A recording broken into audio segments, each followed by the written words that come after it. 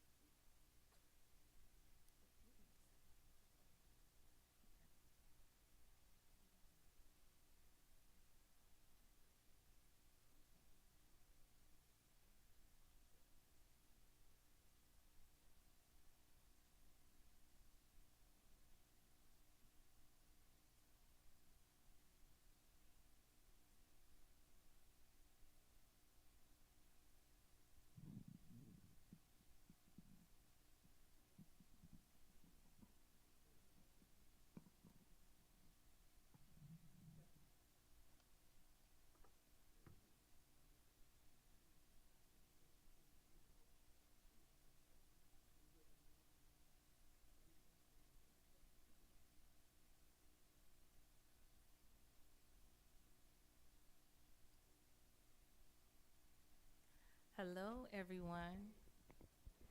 We're going to get ready and get started. I'd like to introduce myself. I am Dr. Doreen McCrory, and I am the marketing professor in the business division here at Mott. So on behalf of the Black Professional Alliance, along with our valued partners, the Enlighten and Ignite Committee, as well as the League of Women Voters, we would like to thank you all for joining us for this very special informational session. To our distinguished panelists, we truly appreciate you sharing your gifts, talents, and time for such a worthy cause. And for me, it's really an honor to have my colleague in the business division, Dr. Lisa Novak, serve on the panel. So thank you, Lisa.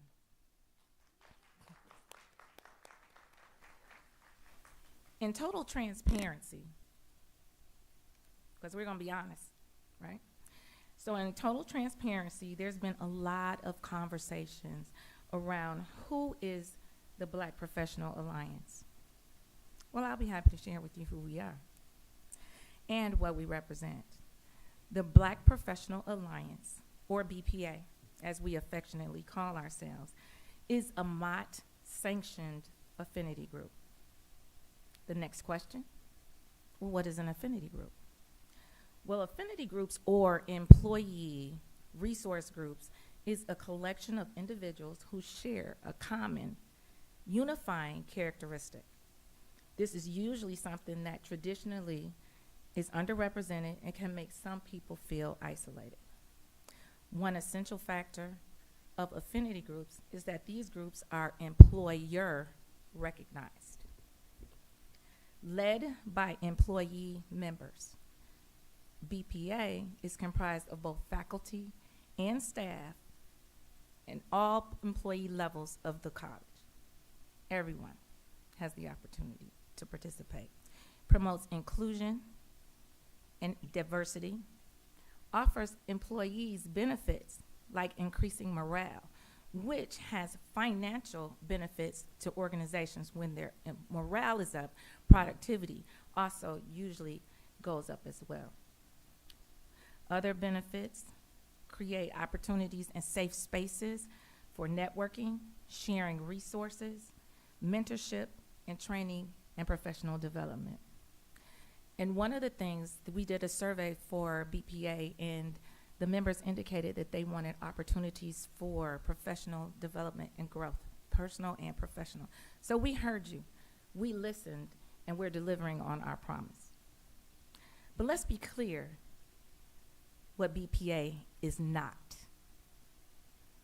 We are an organization that is not violent or dangerous. We do not incite violence or promote volatile environments. We are not politically biased. We don't align with one political party. We are nonpartisan. And what we also are not is disrespectful. We require respect and embrace the differences of all people. How did we get started? Well, several years ago, so BPA is not new. It's been around on Mott's campus for several years. Dr. Beverly Walker Graffia, our previous president, had a vision of inclusion on our campus and offered everyone the same opportunity to create an affinity group on campus to give all employees a voice within the organization and is sanctioned by the college. To my knowledge, there are 2 additional affinity groups. One is the LGBTQ affinity group and my ACE Women's Network. Hold on, I had to make the print real big so I could see it. But Mott is not alone in this initiative. For example, Syracuse University has multiple affinity groups, like the Veterans Affinity Group, which is an inclusive group open to individuals with military service or experience. And on the for-profit side, Ford Motor Company has FAN, Ford African American Network, and our very own Carrie Devine was a member of FAN in her previous career.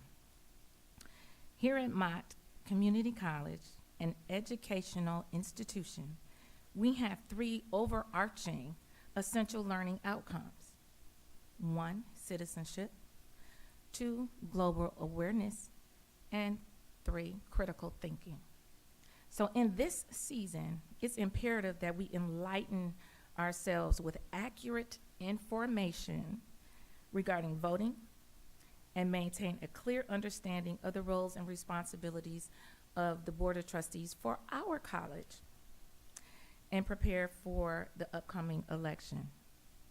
So that's why there's a 3-part series workshop that BPA and our partners are working on to ensure that not just Mott, but the community as a whole has access to information that will perpetuate and excite critical thinking for each individual as they prepare to vote for the candidate of their choice. So at this time, I would like to invite Jan Watts, President of the League of Women Voters of the Flint area, to join me at the podium. Thank you very much.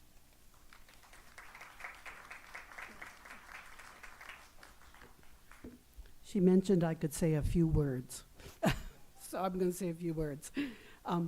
Many of you probably know of the League of Women Voters. We have a group here. It's called the League of Women Voters of the Flint area, which is now encompasses Genesee County, Lapeer County, and Tuscola County. The League is a nonpartisan grassroots organization that encourages informed and active participation in government works, and it works to increase understanding of major public policy issues and influences public policy through education and advocacy. And when one of our members several weeks ago said that she had made a connection and this group wanted to know if the League would be involved in this, we were all in, because this is what the League does, is make sure that people are informed. It looks like the plan for 3 workshops is going to be wonderful. I didn't realize till tonight that there were the number of candidates that are going to be on the ballot in November for Mott Community College. And I applaud all of the partners for making this something great for the people of the community. I did bring a few things that are out on the table out there. I try not to bring too much stuff when I come places, but there is some basic, some general voter information. If you are looking for additional information regarding the League, or maybe the League doing an event with your group or whatever, there's a sign-up form there. There's also my cards with my contact information. So we're really excited to be partnering with this program tonight, and we have a Mott Community College what do we call it, extension in Lapeer County. So we're very interested, obviously, in what goes on here. Thank you.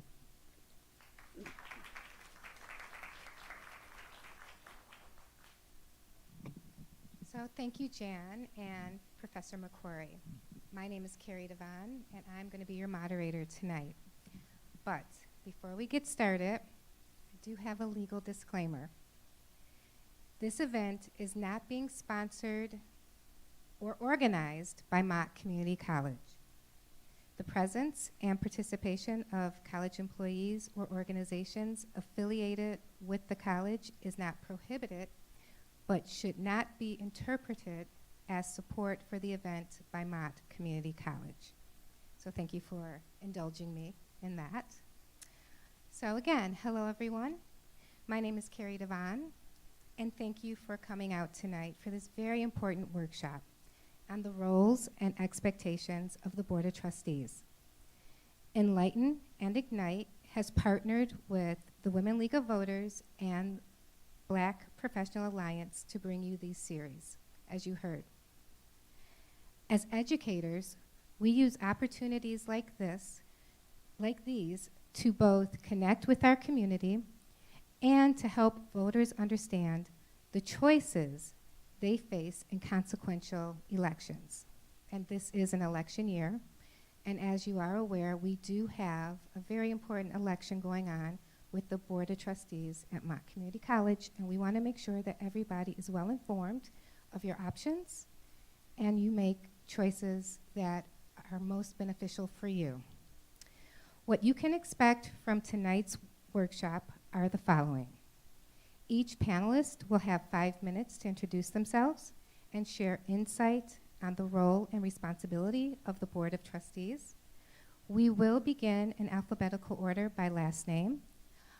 We did have a couple of late entries for our panelists, but we're happy to have them here. So Diane Collier will not really go in the order of, because all of this stuff was put together prior to, so this was explained and she graciously accepted that. So again, each panelist will have 5 minutes to introduce themselves.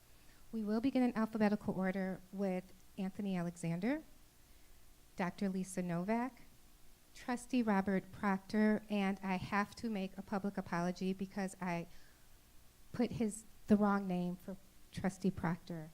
So please forgive any information that you saw that said Robert Duncan. So I do apologize.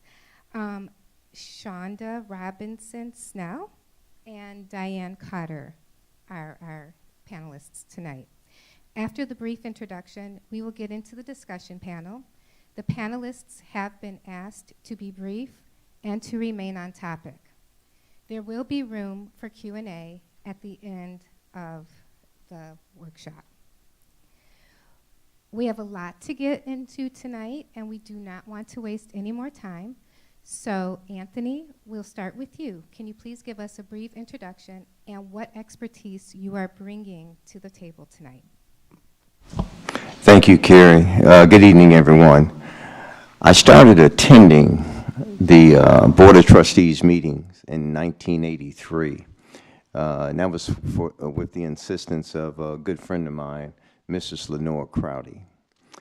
Lenore called me up on the phone and she says to me, "You've got to go." I'm 29 years old at this time, okay?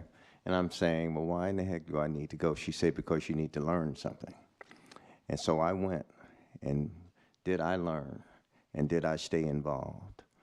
This college means a lot to me, means a lot to the individuals within this community. It's a great institution, and we want it's, and this year in September will be 101 years old. I'm also the treasurer of the Brewing Club of Genesee County. I used to be the president for 8 years of that group, and our group has given over $3 million to the college to support student athletes over the years. So again, this means a heck of a whole lot to me, and it's had such an impact with everyone within our community. Mott College does a tremendous job in educating our students, tremendous job. So many students would never have had the opportunity to attend college, let alone complete college, if it had not been for Mott Community College. And these students, when you see them when they're coming in the first year, and you see the expressions on their face, all of us remember when we started college, when we were 17 or 18 years old. That's a scary sight. But because of the faculty, the staff, the administration here, they pull us through, and we were able to make it. So we want that to continue for many years to come. Thank you. Thank you, Anthony. Dr. Novak. Thank you, Carrie. Good evening. Sorry. Thank you, Carrie. Good evening. I'm Dr. Lisa Novak. I do teach full-time here. I'm a professor of accounting and business. I do serve on 2 of my local school boards. So I serve on Lapeer Community Schools. I'm the board secretary. And then I serve on Lapeer County Intermediate School District, and I'm the board treasurer. Fun fact, I actually took over for Jan Walt's seat, and she served graciously, and I got a chance to go to do that, and I just love it. I grew up in education. My dad worked for K-12. I've worked almost my whole career for either K-12 or higher education. So my specialty is governmental and nonprofit accounting. So I love serving my community. I think that's so amazing that we're encouraged to do that here, that we get that opportunity. So I do appreciate administration and past administrators for allowing us and encouraging us to serve our community. In my classes, I often make my students, especially in governmental accounting when I teach it, I make them go to a board meeting. So I want them to experience it, I want them to see what it's like, and I really want them to encourage them that they need to get involved. It's very important. So I see sometimes our generation, the next generation needs that encouragement. So I'm really excited to be here. My role at the college is education, and so I'm excited to educate the public on the roles and responsibilities. I have experience 8 years on Lapeer Community Schools. I'm on my 2nd term. They're 6-year terms, so quite a commitment, but that's good. And I'm just finishing up. This is my last year, or I'm going into my last year for the ISD, and I will definitely run again. So just excited to be here and thankful. So thank you. Thank you so much, Lisa. Trustee Proctor, you're next. Thank you. I didn't follow the instructions I was given. It's not good for a trustee. Good evening. I really appreciate being here and hoping that I'll be able to share some tidbits of wisdom to you or with you about what you're going to do in November, and that's elect members of the Board of Trustees of Mott Community College. They're down ballot positions, so oftentimes you don't spend a whole lot of time trying to figure out who is seeking my vote, what qualifications do they bring that I ought to consider. So let me start with a little of my background. I was first elected to the Lansing Community College Board of Trustees in 2003. I'm into my 22nd year. Assuming I finish my term, I will have served more than 26 years as a trustee. That's the longest serving trustee at Lansing Community College. What does it say about my experience? I'm not sure. People apparently trust that I did something right more often than I did something wrong, so I've been reelected. I don't put a whole lot of stock in that. I often joke that I'm a trustee, an elected official, because I fooled more people than my opponents. But I take that role seriously. Now, my background is I'm a lawyer. I practice employment and labor law. I just concluded my term as chair of the board of directors of the Michigan Community College Association. I've been involved actively in the Association of Community College Trustees, having served on the board of directors of that association and as chair of the Diversity, Equity, and Inclusion Committee. Later on, I'll talk about some of the things that go into being what I believe to be a good trustee. the first thing you as voters ought to think about is, what is the significance of being a trustee? What does that mean? For me, it means you're serving in trust for the owners of this institution. The owners of the institution, the citizens, the businesses, the residents of the Mott Community College District. You hold them a fiduciary duty as well as a duty of serving to the best of your ability. And that ought to be first and foremost when you look at evaluating a candidate. Why are you running for a board of trustees? What do you hope to achieve? What do you see as the issues that need to be addressed, and why? And what are you proposing as a solution to those issues? And you ought to take that seriously. A lot of us get elected on the basis of name recognition, being first on the ballot as you go down the ballot, and you got 4 or 5 to choose from, choosing 3. Just click off the first one. As I said, you're down the ballot. People are looking at the top of the ballot. You're going to have a presidential election. If we get beyond the local council, those positions below that probably don't get that much attention. So I'll stop there because I probably exceeded my 5 minutes, and I'll have lots more to say, I'm sure. You're perfectly fine. It was interesting listening to what you had to say. Our interim president, Shonda. Thank you. And first, I would just like to thank the committee for the work that was put into creating this panel and this opportunity. I couldn't agree more that it is extremely important that especially our younger generation is educated in the importance of the proper selection of the trustees. The perspective that I bring is one that reports to the Board of Trustees. So I am the fortunate one of having 7 bosses, and so that is a new experience, and I welcome it. It's important to employ good relationship management, and without a doubt. So a little bit about my background. I am from this area. I was actually born on this campus at St. Joseph Hospital, and my career in 2014 took me to Oakland County, and as I like to say, I've been clawing my way back ever since. This is home for me. All of my family is here in Flint and Davison and Grand Blanc and surrounding areas. And for me, this is a coming home. And after a long 24-year career in corporate finance, during which I always felt something was missing. And so I spent a lot of time volunteering and mentoring those that I worked with, raising up the next generation of leaders in the companies where I was.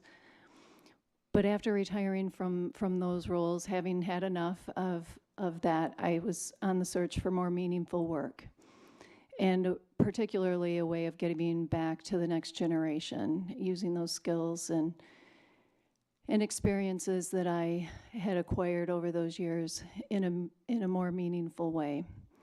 And so that is what brings me here tonight, and I'm glad to be, and thank you for making room for me in this panel.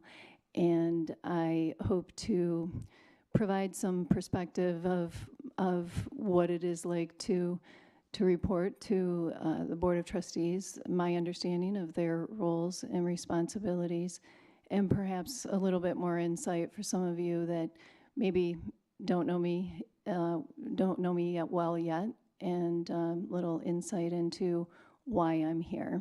And I also like to say, no hidden agendas, just looking to do good things for the students of Mott Community College and the community that I love.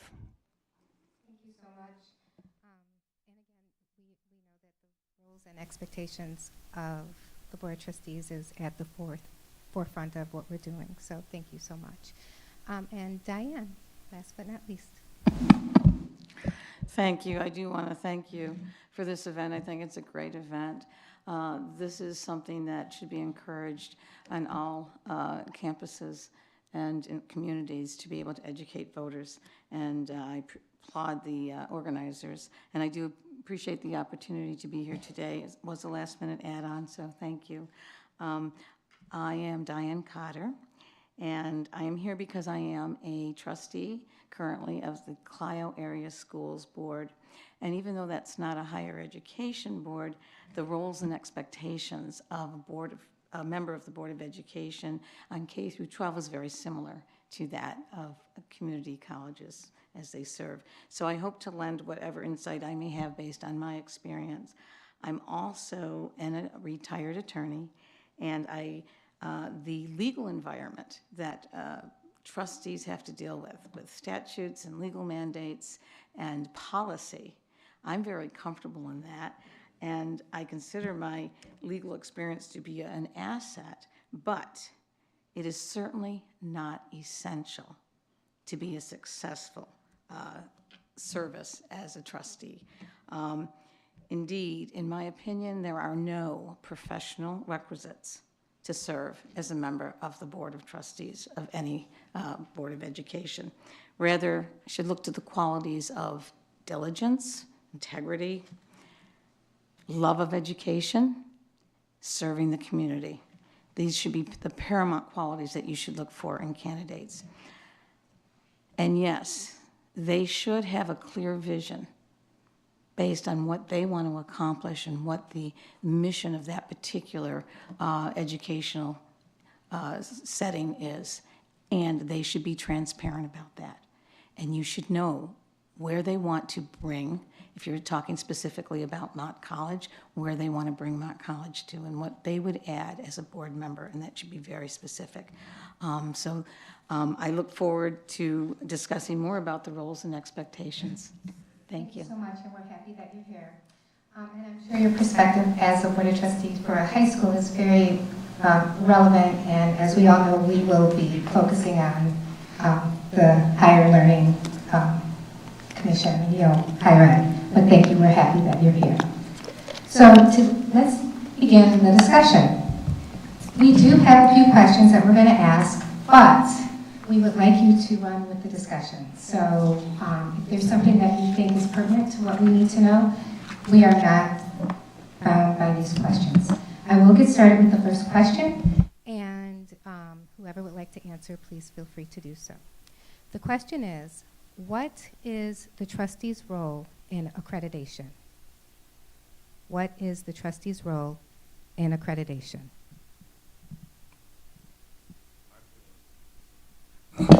I'm being looked at as though I might be the expert on that subject matter. I dare say I'm not. But you want your institution to be accredited by those accrediting bodies. Otherwise, you won't have students. You won't have teachers. So it's the trustee's role is to identify what is it that you believe the community expects your institution to deliver.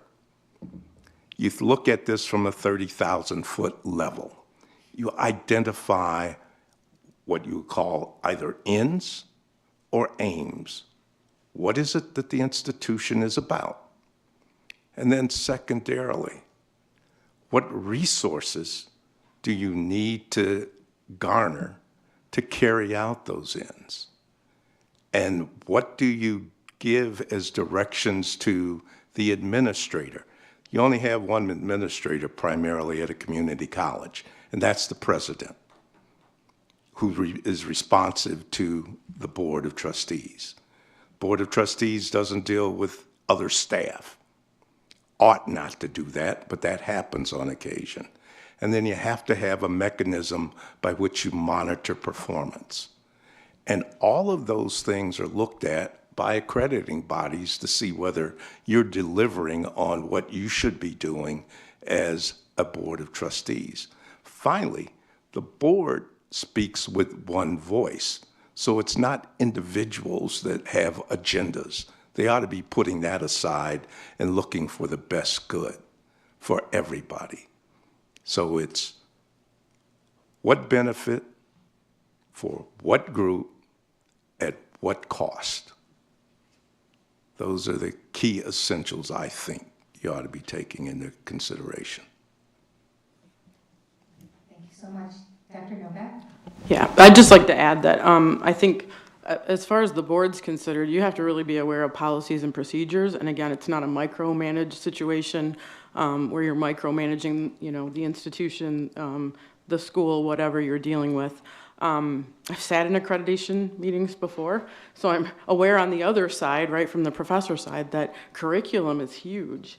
And you need to make sure that the people in place that you've put in place have a knowledge of that and understand that, you know, we have to meet objectives, right? We have to meet our goals. We have to be progressing, right? Or there's issues. So I think it's really important that the board understands a board of trustee, such as, you know, I understand that there's curriculum we have to follow in the state, K-12, right? I understand for the college level, there's curriculum, there's objectives that I have to meet as far as my classroom is concerned. So I think that's a very important role or important duty of a board of trustee. Would anybody else like to add to that? So the understanding of what the accreditation agency is evaluating is critical for the trustees to have a well-rounded knowledge of. And it's something, just earlier this week, I had the opportunity to have a discussion with the accreditation liaison for Mott Community College, and we had the opportunity to talk about their expectations, and they do indeed, to Lisa's point, it's ensuring that the board is following the set procedures and policies that have been put in place. And so that is their focus, just ensuring that there isn't any patterns of behavior that are outside of those policies, not little involvement in terms of the day-to-day operations, but more ensuring that the board is following the policies that they have put in place. Thank you. I'd also like to add, if I may, this is an excellent topic that demonstrates the synergy between, say, the president and the Board of Trustees. The Board of Trustees is not expected to, say, micromanage that plan that's required to meet the accreditation standards. Indeed, the president is responsible for directing that, but it is with the approval of the board. So it has to be consistent, and it has to be something that is mutually agreed to and determined. But it's one of those things that this is an effort where the president takes the lead in it, but the accreditation companies, it's not the right word, companies, probably, agencies, they set standards that have to be met. And it's up to the president to make sure that that strategic plan for Mott College, it comports to that. And it's up to the board to know exactly what's going on. The accreditation, a college like Mott Community College, you have to maintain that, or any college. All of us here, we've heard of colleges losing their accreditation. That's going to have a dramatic effect on revenue. And in the course of time, it's a possibility you can go out of business. So you must maintain that accreditation. Thank you. Trustee Proctor.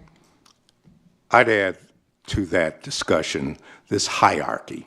First and foremost, you got to comply with the U.S. Constitution. Second, the state constitution.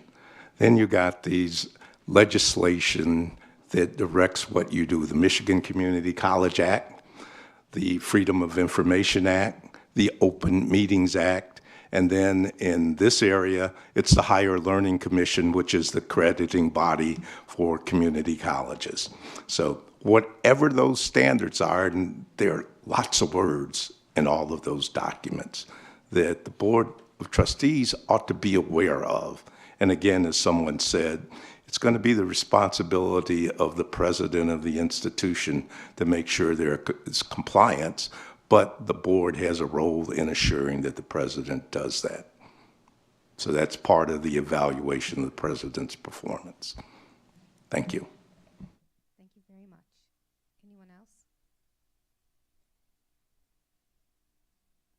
We will be taking questions from the audience after we finish these first set of questions. Thank you. How do we, the constituents, evaluate the effectiveness of a board? How do the constituents evaluate the effectiveness of a board? I'm going to start first because I take exception to the term constituents. I have colleagues who talk about my constituents, and I asked, can you identify them? Your constituents are the entire community college district. It's not Mary, Joe, or Sam who voted for me. And you must bear that in mind. You're the representative of all of those for whom you serve in trust. And to find out what those constituents, quote unquote, want, you ought to be surveying the community to see what the community thinks this institution ought to be providing, and go from there, looking again from a 30,000-foot level. And so if that's taken into place, and you talk to your colleagues and everyone else, how is it determined whether or not the Board of Trustees is doing what they're being asked to do? How do we know? What do we base it on? I'm going to punt and then I'll come back to it. I think that's dependent on knowledge, right? You have to be educated. I think there is an education that is required. You have to understand policies and procedures. You live, breathe, die by policy. You live, breathe, die by the budget, right? You have a fiduciary responsibility, just like they said. I think that you have to understand the environment. I don't think it's just, when I sit on Lapeer Schools, it's not just the students that I'm looking out for. I'm looking out for staff, looking out for teachers, right? I'm looking out for everyone because they serve the community that I live in. So my constituents are definitely the taxpayers. Let's face it, the taxpayers I need to speak for them. I can't be best friends with the leader of the district, right? I can't be best friends with even some of my board, members. I have to have a very neutral position, and I have to stay on task as to what I'm charged to do. And that takes a lot of responsibility and a lot of time at times. Thank you. To follow up on that, to be clear, if the people that have voted you in have determined or feel like their voices are not being heard, how can they determine that, and what can they do? Like, does that make sense?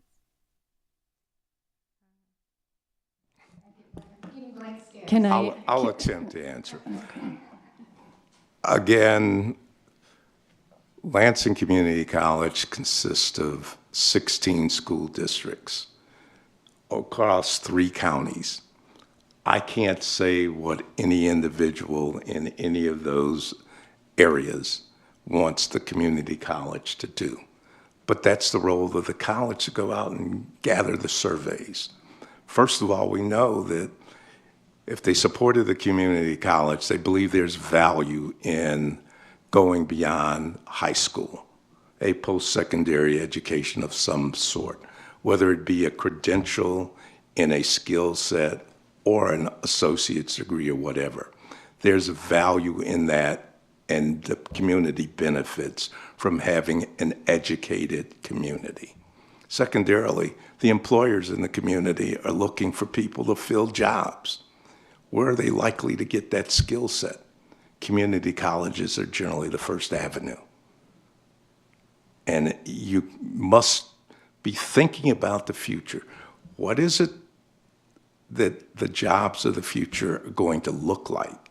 And what skill sets are going to be necessary to complete those jobs or to do those jobs? And, you got to be doing the studies. Say, where are we going? Where's the world going? Where's our community going? To start to identify what kind of curricula you're going to have to develop to meet those needs. Just to interject, I'm sorry. I feel like you put in place a leader that can do this.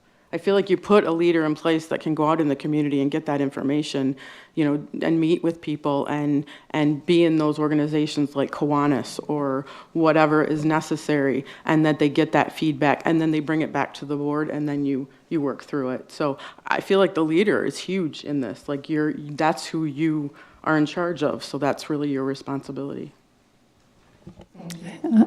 I was going to add that I think the greatest measure in what constituents or the voters and those in the community are looking for is just this. The ultimate measure of our success is not even graduation, but ensuring that each one of our graduates is placed into a living wage position that at their employer. And so I'm glad that you raised that, because that's one of the areas of focus that that Mott is moving to build more upon the foundation already laid, that we will work to continue to build those relationships with area employers and ensure that our students are prepared for the workplace.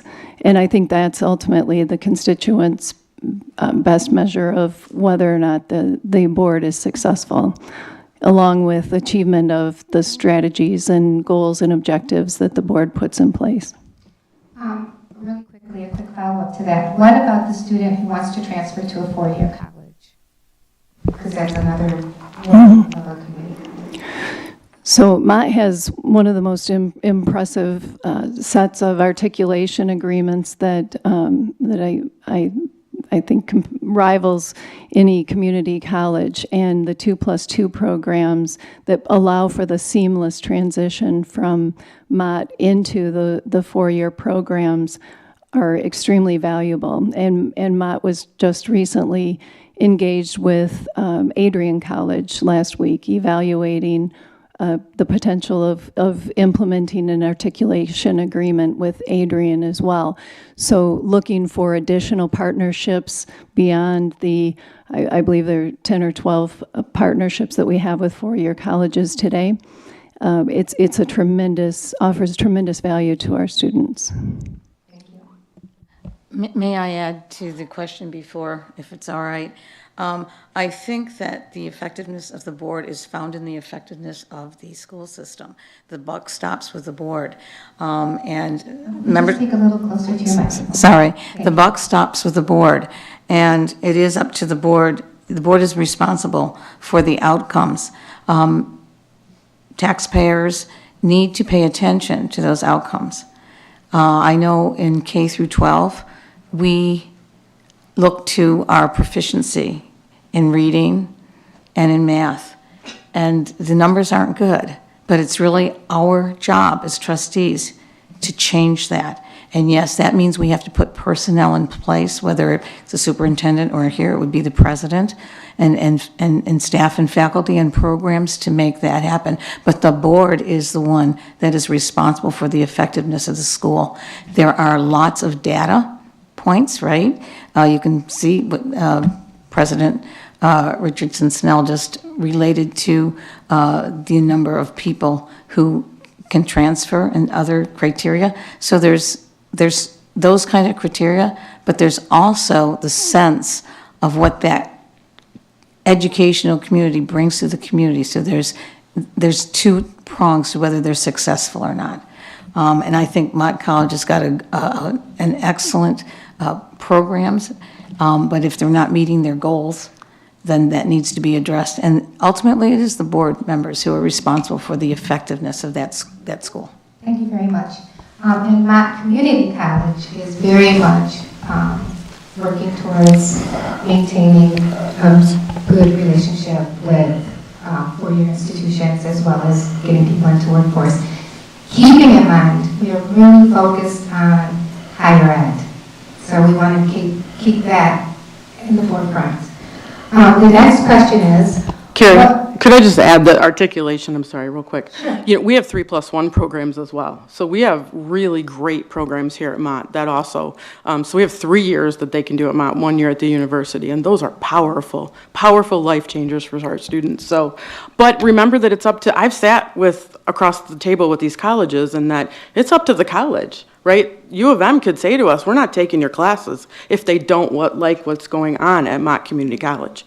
So therefore, we have to be aware of that. I think a board member has to be aware of that relationship that we have. And if they don't like what the board is doing or what they've put in place, we could lose that. So again, it really isn't up to us just alone. Like, I can do my job as a faculty member.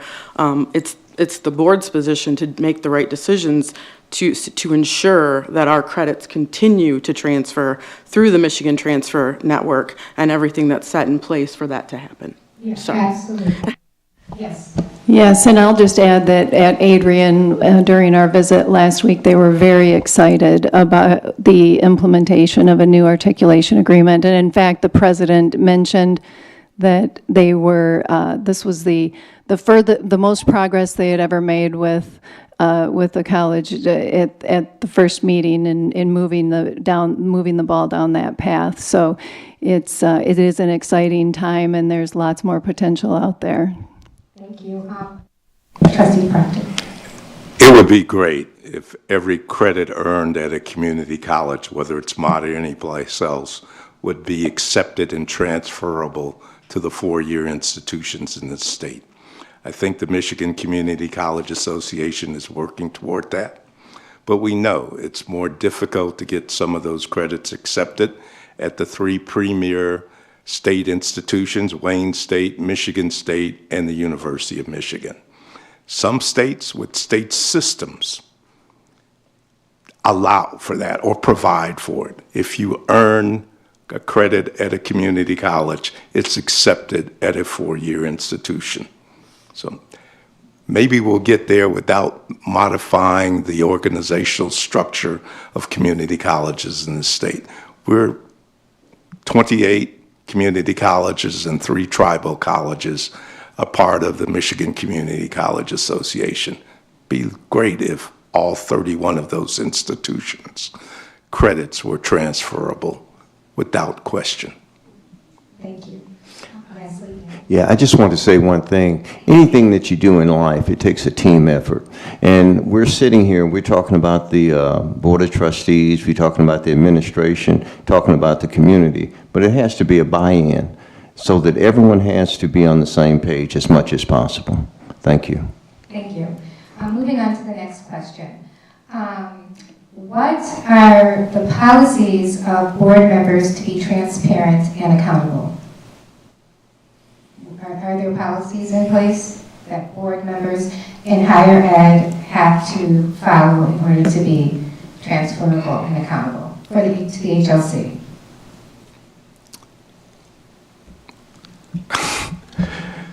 Lansing Community College has this sort of hierarchy. I mentioned the statutory requirements, but when we get down to the college level, we have a set of bylaws that tell us what we can do and what we shouldn't do. That's followed by what we call our governance policies. It sets up the relationship between the board and the president. There are limitations called executive limitations as what the president shall not do. As long as the president acts within reason and within what we call the corral of what you cannot do, we accept his interpretation of what the broad policies are. We're not trying to micromanage. And it's developing that relationship between the board and the president, who is the chief administrative officer, says, this is what we want you to accomplish. These are our ends. We only have 4 at Lansing Community College. First and foremost, student success. What does that mean? We try to define it from a high level. We want every student who attends Lansing Community College to have his, her, their, them, those objectives that they seek to come to college to achieve be met. And we move on beyond that to other things. Thank you so much. Anyone else like to add anything? I'll chime in with the policy. So one of the things that voters should look into is actually be aware of what the policies for Mott College are. And even though there's a lot, but there's a section called 1240 on governance style that basically sets down some of the, what the expectations are for the board to conduct itself as trustees. So that's section 1240. Thank you. Mott Community College would like to hear from the audience. So if you have a question or would like to make a statement, we have Wanda who is helping and will be passing out or walking around with the microphone. And we see you. And I think you had a question as well? It's already on, I believe. Hello. Okay. Hi, my name is Carla Lawrence. I am an employee here in workforce and economic development, and I'm also a student at Mott. And I'm very concerned about the issues surrounding possible loss of accreditation before I complete my program. Without us touting how important and wonderful the programs that we already have are, we already know that. And I have a little bit of frustration. I don't want to convey angry here, but I do have a bit of frustration because it is concerning to me that it seems that there are things that the board can do that no one has any say about, and things have been going in a very unfortunate direction with regards to how prestigious our school is. I have seen it grow. I have seen it become something awesome. I have lived in Flint my entire 55 years, and I am excited and happy to be a part of my family. I started as a student. I was a student employee, and I now work in student employment, and I'm happy about that. And I don't want our school to lose accreditation because our board seems to be going rogue. So when it seems that they are not doing what we want them to do or need them to do, and we are losing faith in them, what parameters do we have before we have an election? What can we do in order to make sure that the board is listening to us? Because they don't. They allow people to get up and speak, and everything that people say at the beginning of the meeting, it just goes in one ear and out the other. So what recourse do we have while they're sitting? So the question is, if I may interpret it, from a board perspective, from your expertise, if there is a situation or something going on within the board, what can be done about it prior to the election? I think we know that we can vote them out, but in addition to that, what can be done currently? I think by being here, right, and listening to us and being informed and educated about who you're voting for, not their name, not what they, what they stand for, right, is so important. So looking at their background, what experience do they have? When I ran for board, it was, listen, I've been in education, right? I understand teaching responsibilities, right? They need to understand what the mission of the college is. So I think it's very important. I'm excited to see this crowd. I wish it was bigger, of course. Hopefully we're streaming a lot of people online, because I think it's so important that you are an informed voter and you make those decisions, not based on what they tell you, maybe, but based on what you have found out yourself, right? Ask around. I recently went through a hiring of a superintendent, at the ISD. And again, we researched the candidates behind the scenes, them knowing what we were doing, but we asked our friends and family. So you need to have a voice, and you need to really seek out what they stand for and what they're gonna do. And then again, can they properly do the job? Can they actually do the job well, based on what they've said and what they're doing right now? Yes, and it may not be the answer answer that you're looking for, because I think you want something that can be done right now.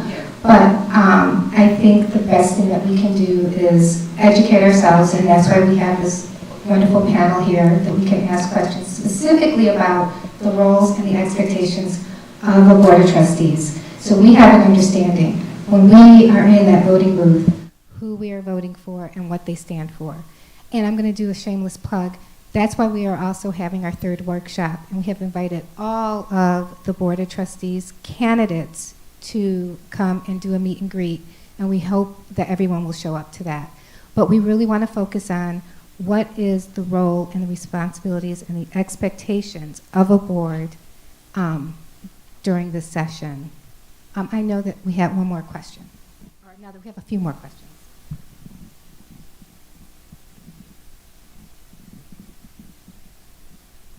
I'm not a graduate of the college, and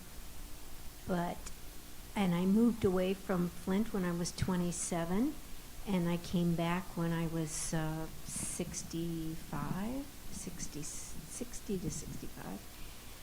And one thing that was obvious was I lived here before GM, went in the tank, and now I see the results of losing a population of 200,000, something like that. And along with that, I fondly remembered my public education in Flint as being stellar, just absolutely stellar. And it's not now. And you talked before about kind of how the trustees have to kind of answer to the higher, what you're feeding to the higher education as far as student accomplishments, etc. Does the Flint Board of Education, do you have any input into the caliber of student education? Because I think, maybe this is silly, but I'm not impressed by the Flint Board of Education for the K through 12. And I don't know, how does that affect you not trying to educate students when you're getting students that, don't meet certain basic standards? How is that affecting Mott? I think I can probably answer best. I'm going to speak again. I'm sorry, but I get the students in my classroom. First of all, we can get them up to speed. Okay, we can make them good college students. We have excellent professors that do, developmental classes. So we have a mechanism in place to do that. I would say, as far as I can't speak directly to Flint School Board by any means, but from my position at Lapeer, I look to my leader. Right? I look to my superintendent who has a teaching background, and he's the one that's going to direct how we educate and make sure student achievement is important. So he has experience being in the classroom, right? He has experience being a director of human resources. He has all this experience that we rely on as board members, right, to do that. And then our job is to just monitor and make sure we evaluate him, right? And we make sure that he's doing his job. So again, it's not a micromanage. We don't have that ability. I can't go to a teacher who's not performing, but there's mechanisms in place set by the district, set by policy, set by the state even, which we would be under HLC, right? That is going to ensure that, we are successful in student achievement, so. Great answer, Lisa, and thank you so much. And we do appreciate all questions, but we would like them to stay focused on the roles and responsibilities, or the roles and expectations of the Board of Trustees. That's what our panel is. That's what their field of expertise is today. So, did you want to say something? Sure, thank you. This is a continual discussion about who's responsible for the quality of students who come to community colleges. We're open access institutions. That is, we accept everybody. We know that they don't all come with the same educational background. So we had developmental education classes that didn't seem to work. That's where students would go to die. So we tried to modify that model And what has been accepted is what's called co-requisite models. We want students to earn credits when they come to community colleges. They may need some help getting to a credit-bearing course. We don't want to leave anybody on the sideline. So maybe more collaboration between K-12s and community colleges would help. But in the meantime, we're trying to help all of those who come to a community college to improve the quality of their life and that of their families. And we need to invest those resources to do that.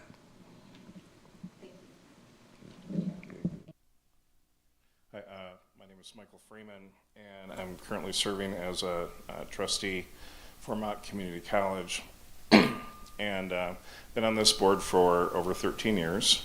Definitely not as long as my esteemed colleague, Trustee Proctor, but I've seen a lot and really learned a lot from Lenore Crowdy and John Schnell and Sally Joseph and a lot of other really great trustees that have seen this college through some great times where we established our reputation as one of the best learning institutions in the country. One of the things that I learned when I came on board from, this was Dr. Shank, Lenore Crowdy, just, talking about what my role and responsibility was as a trustee, was that my job is to intake information from the community, what's going on, whether or not it's professionally, where jobs are, where expectations are, what operating looks like, what transparency is, and it was my job to get that input from the community and the people who elected me. And then it was also my job to go to understand what the college was doing to address this, and then how I can articulate that back out to the community. We're like the telephone, information comes in, information goes out. So when it comes to, evaluation, I've heard a lot of different answers related to that. Fundamentally, what I would say, number one, at the end of the day, who they elect in the community is the evaluation of individual board members, whether or not they're actually doing their job, their duties of faith and care, and we're doing our due diligence. But I think that public comment, that's why public comment happens in board meetings, because that is ultimately the real-time litmus test of exactly what community members think of the performance of their board. It comes at the beginning of every board meeting. In fact, in 13 years, I only know of one instance where they actually did not do public comment before actually doing the business of the board, which I think the optics of that were very poor, because that just suggested to voters and stakeholders that their opinions were not being heard.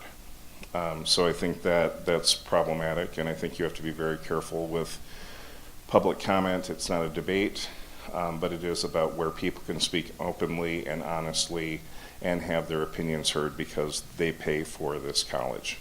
They deserve to be heard. And so when you talk about evaluation, in times when the board has very few comments or everything seems to be fine, I guess everything's going pretty well.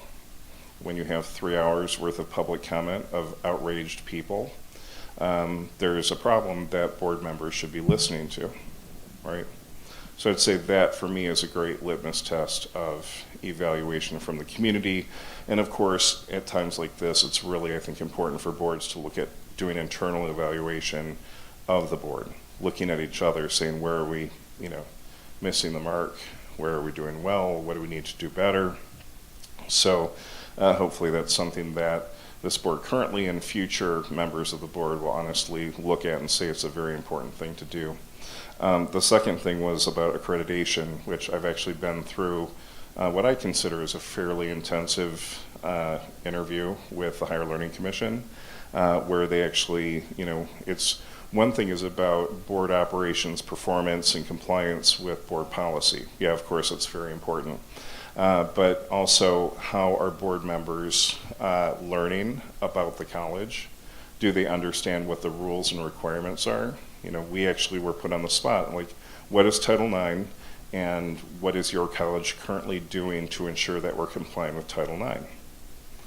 Some people carried the conversation because they were more vested and, they knew and they listened. That's why the board always has the professional development at the beginning of all their board meetings so that we learn currently what's going on the campus, so that we are aware of interventions and activities. And quite honestly, my experience has always been as the college has bent over backwards, staff members have always been there to present what they're doing. If the board members don't take that information, do their homework, study, do research, that's on them. So when it comes to electing people who serve in these capacities, it will be people who understand that they have a lot of work to do and a lot to learn, because it's been 13 years for me and I'm still learning new things about the campus. And my staff, or rather our staff at the college, are best positioned to do that. Speaking of Title IX, we just had, on August 1, they just had changes happen with Title IX, and everybody has to be able to detail what their plans are to comply with that, and board members need to understand what the rules and requirements are. But Title IV, there's all these things, and essentially if we're in the room and if we're like deers in the headlights and we don't know what's going on, that's a warning sign. And it's not just accreditation too, it's about bonding capacity. People were recently caught in the unawares that certain things that you do when you make alterations to your policy and procedure related to financial responsibilities becomes now a red flag. Why are you changing that? Is something happening? And that could actually affect our bond rating. And so our board members were not aware of it, and they needed to know and understand that when you do that, every action that you can take implies something. When the board starts to take action, that means that something's wrong. But the board should always be listening, processing, and then supporting the administration in implementing the strategic plan of the campus. We have to figure out what resources does the president need, what resources do individual departments need when they do expansion, whatever.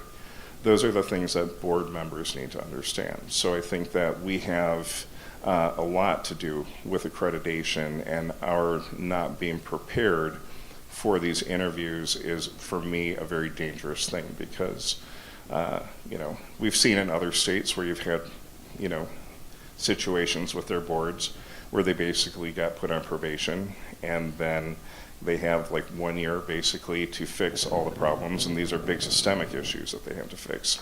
Otherwise, they will lose Title IV, they will not get their federal funding. So these are who we pick, and unfortunately, there's a lot of big names, and partisan races always get all the attention, but when it comes to school boards and boards of trustees, sometimes it's just name recognition. Someone could run with a name that sounds familiar to them, and they think, oh, well, this is that partisan guy. Well, no, it's not, and they're just picking based off of a name. So our voters need to be a lot more responsible with who they pick. Thank you so much. We have 2 questions back there, and then we'll come back up. Thank you. And did you have someone over there, Doreen? Yeah. Percy, and then we have 2 in the back. Okay, cool. First of all, thank you everybody for taking your time out. I know the tone of this room is not necessarily like everyone has their own space, but with my demographic and where I come from, I'm looking around the room and I kind of feel like I'm about the youngest. I know people are young in heart, but I feel like I'm young. I'm the youngest in the room, and my name is Percy Whitmore, and I'm a candidate for my community college board of trustees. And one of my questions that I would share with you all is one of the things that I've kind of like navigated through in this process of campaigning, involving with different individuals. Like I mentioned, I talked about my age and my demographic. It's really the fact that most of my demographic, or the individuals that I navigate with, which is pretty much the target of my community college between the ages of 16 to 25, which is workforce and economic development within their youth department and also within the college with high school and college enrollment. Being able to navigate within this demographic, I've realized there's a lot of people that I ask to get involved and to vote. They don't really know what a trustee is. They don't know what the role and the authority that a trustee plays at a community college, which is the only community college in Genesee County. And to my esteemed pleasure, I am an alumni of my community college. And I've also, through Mott Middle College, which is a high school that was dual enrolled on Mott's campus, I had the privilege to be able to engage with that as well. So I've kind of had a dual process with that. So to my question, to my point, is that how, as trustees, do we engage, not only like Trustee Proctor talked about, engaging with the next generation and student success, but how do we dive into this population of students and educate them effectively so that they can be able to know what role and how a trustee plays an effective role in their educational process?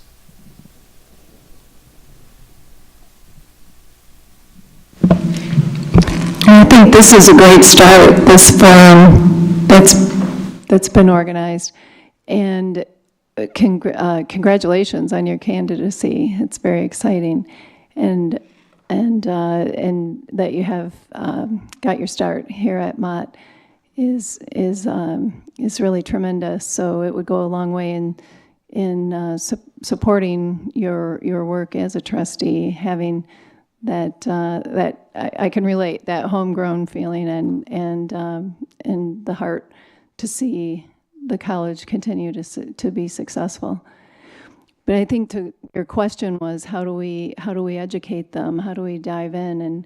And I think more of these forums, and maybe taking them, to the schools, to the area high schools, and delivering the same message, and just educating around the importance of the college in Genesee County, and making sure that they understand that the voting for the trustees is critical, and why it's important that they become educated. So.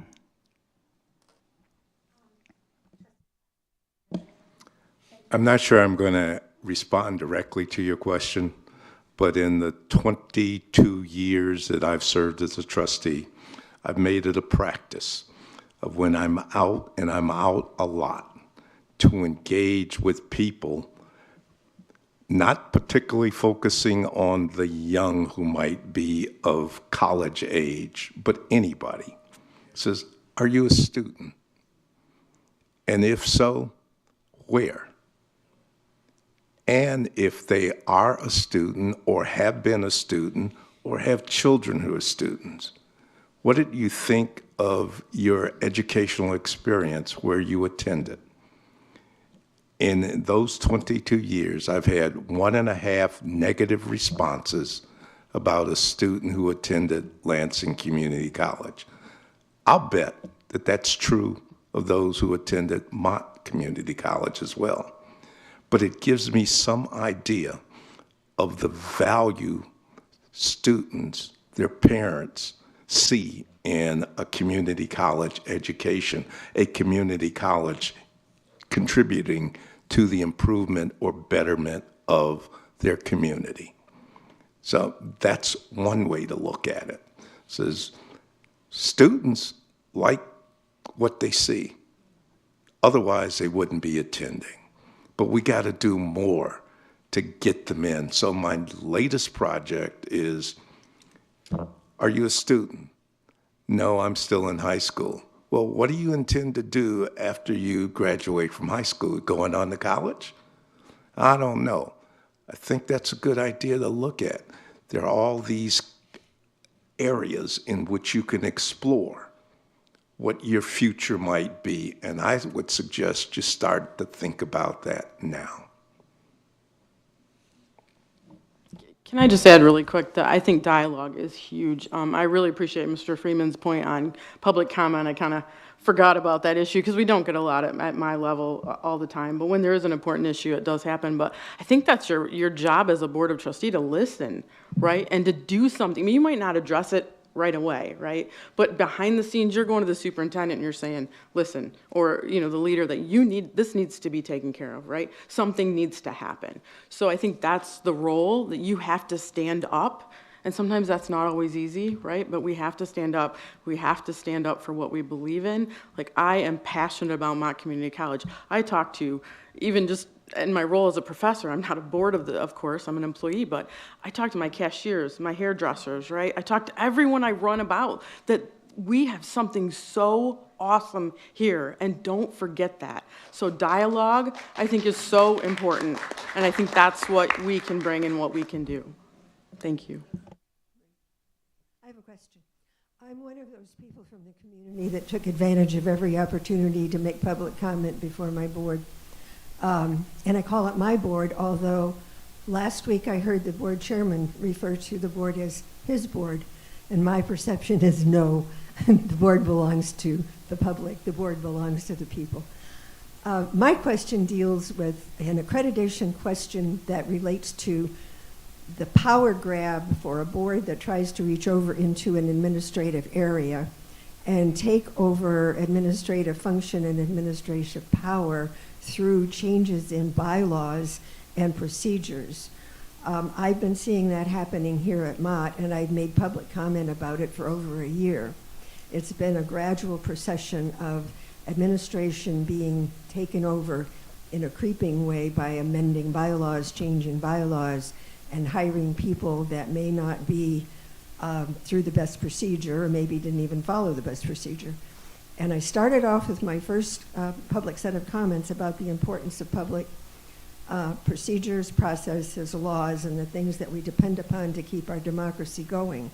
And when a board of trustees does not behave democratically, then you get the kind of upheaval that we've seen lately within the Mott community. And I want to know how the Mott community can respond to what they perceive to be an encroachment between board responsibilities and administrative power.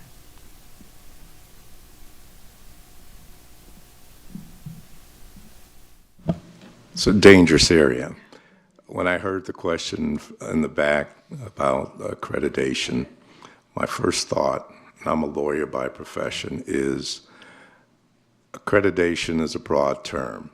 So if you have concerns about whether your institution's governing board is acting within the scope of some law or regulation, you need to identify specifically what it is you believe they're transgressing, so that when you come to a board meeting, public comment, you can speak directly to it.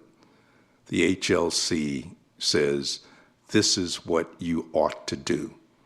This is what we've observed as citizens that you're doing. There's a disconnect. You need to correct that, otherwise you run the risk of losing accreditation. We're going to have that at Lansing Community College in the next 2 months, because we're about to have another visit from the HLC. It occurs approximately every 10 years, unless your institution has hit the headline someplace that says bad things really happening. They'll be there at your doorstep. So it's, again, identify exactly what it is you believe is not being done, that ought to be done or is required, and then bring it to the attention of the board. And if the board doesn't act appropriately, exercise your rights as a voter. I sit as a policy chair of in my district, so I'm policy committee chair. And I think you protect and uphold policy. I think that's, as a board member, you don't make changes that aren't necessary and make sense. So I think you protect that, and you definitely look to your leader to understand those policies and to know what they mean. And, I look to our, board attorney, or I look to our human resource director, or whoever has the best interests, as far as policies are concerned. Yes, I do my own research, of course, but policies are huge and should not be changed unless it's absolutely necessary. So I'm very, very strong about policies as far as my role. Okay, my name is Lisa Banks, lifelong resident of the city of Flint and 18-year faculty member here at Mott. Trustee Proctor, you referred to several governing bodies that the trustees have to defer to when they are convening, conversing, making decisions, all these things. What parameters do any of these governing bodies set to ensure that there are no conflicts of interest where the board of trustees are concerned with their hiring decisions? For example, hiring the attorney for the board. I'm not sure I'm capable of responding to that, but that hierarchy I talked about, it starts with the U.S. Constitution. So how specific is the U.S. Constitution to what happens at a community college's board of trustees? Not very, but there's some laws that you must comply with. The same as you work down to the state constitution, the state legislature enacting legislation that trustees need to follow. And that's a more complicated area. Is legal counsel for the college here? So I thought so. I thought I recognized them. Those are the questions that that person is going to be dealing with if it comes to his, her, their attention. So I can't give you a specific, but there are all kinds of things that trustees ought to be aware of. But first and foremost, what's the role of the trustee? To serve in trust for the owners of the institution. That is, identify what the owners think ought to be done at the institution, prepare, develop the resources that are necessary, and monitor. So it's what good for whose benefit at what cost. And as a former economics major, it is the study of economics is the study of the allocation of scarce resources across competing ends to get the best result. And that's not easy. I think you uphold the things that are set in place, open meetings acts, you know what I mean? Like you as a board member, right, you take that seriously. You do not violate Open Meetings Act. When you go into closed session, you keep it under closed session, right? You don't go outside of the scope of your closed session. You don't do a round robin. That's not allowed, right? You don't go between board members and try to have things happen behind the scenes. As well, you don't try to sway votes. Like I've witnessed some things that are not appropriate and that should have been called out, that it shouldn't happen as far as a board is concerned. And I've literally bit my tongue because it's to the point of bleeding, because it's so important to make sure that, you know, I'm an individual. I vote what I think, right? It's me. It's not up to I can't be influenced or whatever by my colleague that's sitting next to me as far as the board's concerned. So I think ethics and integrity are huge when it comes to being a board member. Yeah, I want to reiterate that. Integrity is very, very important. Over the last 2 years, I've seen enough 5-2 votes. And you had just mentioned about voting the way you feel, okay? And I've never seen that in the 40 years that I've been coming to the board meeting. 5-2, 5-2. Something's wrong. I'm going to leave it at that, but something's wrong. Thank you so much. We have one more question. Hello, I have a quick question. My name is Crystal Croft, and I'm a longtime employee here at the college. And my question is going to be like a common theme of questions that's been said tonight. What would be a normal process for board members to address issues presented during public comments? For instance, if there's a common theme within public comments, what would be, and I imagine that it's not the same for every board, but what would a normal process look like of them taking in the public comments and addressing them to some point? Thank you. Thank you, Trustee. I would think that if you got a public comment on an item that a lot of people are speaking to, someone on the board ought to be paying attention. And is this a policy issue that needs to be addressed? And I don't know the structure at Mott Community College as to how you would go about that, but it might be a board member drafting a proposal for a policy change and having done the research as to the good or the bad with regard to the proposal. And I shouldn't say good or bad. What are the pros and cons of it? And then having a discussion at a board meeting about it so that you work your way to coming up to whether there's a real issue that needs to be addressed and the manner in which it ought to be addressed that serves the needs of the college, the students, and the community. I think I can again answer this. I think you rely on your leader and your board chair or board president, right? They're the leader in order to take this issue. You can't violate Open Meetings Act. So the board president, is aware, right? Maybe converses with the president of the college or the superintendent or whoever you're dealing with, and then they address it, and then it might go to committee level or whatever is necessary, but there's action taking, and then there's a response, especially if it's a huge issue amongst several people within the community, within the college, within the employees, whoever. So it definitely should be addressed, absolutely. So thank you so much.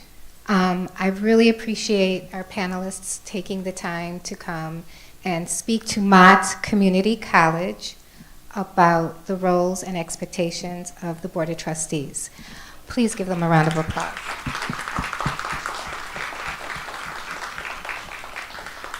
A couple of things before we go, because time is of the essence. We want to make sure we stay within the time frame. I think we could go on and on with a ton of questions that we have. I appreciate everyone who asked the questions. Hopefully you received the answers that you found helpful. I would like to take a little time to talk to you about our upcoming workshops. We have 2 more workshops. One is on September the 18th, and it is about the importance of voting in local elections. The importance of voting in your local elections on September the 18th. And our last workshop is on October the 24th, and it is Meet and Greet the Board of Trustees candidates. So what we have done with the Women League of Voters is we have sent an email to all of the candidates inviting them to share their bios and a snapshot, and we provided each of the candidates with 4 questions.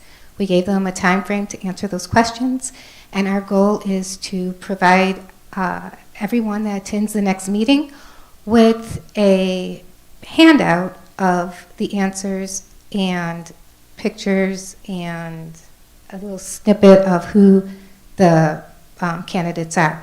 So we are hoping that everyone who is running, there are 14 candidates, and we're hoping that each of those 14 candidates provides us with that information. I'd also like to take this time to thank the Board of Trustees who took time out of their schedules to come tonight. We were hoping that all of the Board of Trustees would show up, but thank you to Trustee Reyes and Freeman. We really appreciate it. And to the Board of Trustee candidates, we see you, we know you're here, so thank you for coming, and hope to see you in September. Thank you so much.